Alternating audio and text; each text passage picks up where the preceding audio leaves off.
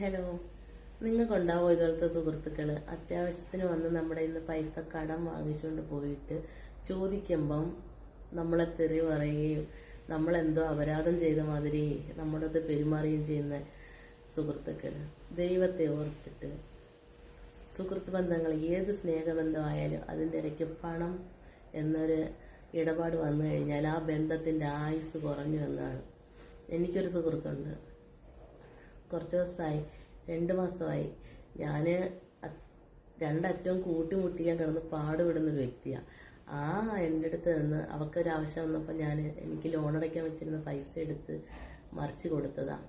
എടീ, വിസ അടിക്കാനാന്ന് പറഞ്ഞ് അത്യാവശ്യമാണെന്ന് പറഞ്ഞ് എൻ്റെ നിന്ന് വാങ്ങിച്ചുകൊണ്ട് പോകുന്നേ.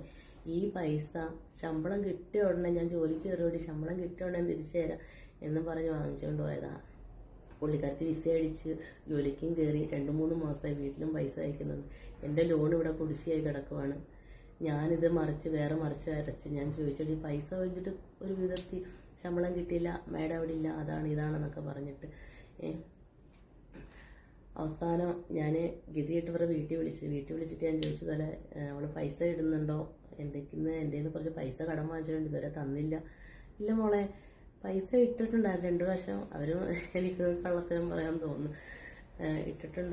ഇട്ടിട്ടില്ല എന്നൊക്കെ ഉള്ള മറുപടി കിട്ടാം. ഞാൻ പറഞ്ഞടി, ഉടനെ അവൾ എന്നെ വിളിച്ചിട്ട്, നീ ഇത്തരത്തിലുള്ളവളാന്ന് എനിക്ക് മനസ്സിലായില്ല, ഇതാണ് നിന്റെ പൈസ ഇല്ല, ഞാൻ എങ്ങനെയും തരും, ഞാൻ ഇനി നിനക്ക് പൈസ ഉണ്ടാക്കിയിട്ട് നിന്നെ വിളിക്കത്തോളൂ എന്ന് പറഞ്ഞ് ബ്ലോക്ക് ചെയ്ത്. അപ്പം ഞാൻ ആരായി അവിടെ? നമ്മളതിന് അത്യാവശ്യത്തിന് സഹായിച്ചതാണ്.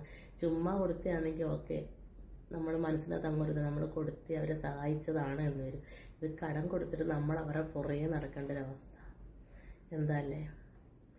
പണമിടപാടുകൾ നടത്താതിരിക്കുക, ഏതൊരു ബന്ധമായാലും. അല്ലെങ്കിൽ ചുമ്മാ അതങ്ങ് കൊടുക്കുക, സഹായിക്കുക. എന്താ അവസ്ഥ? Bye bye.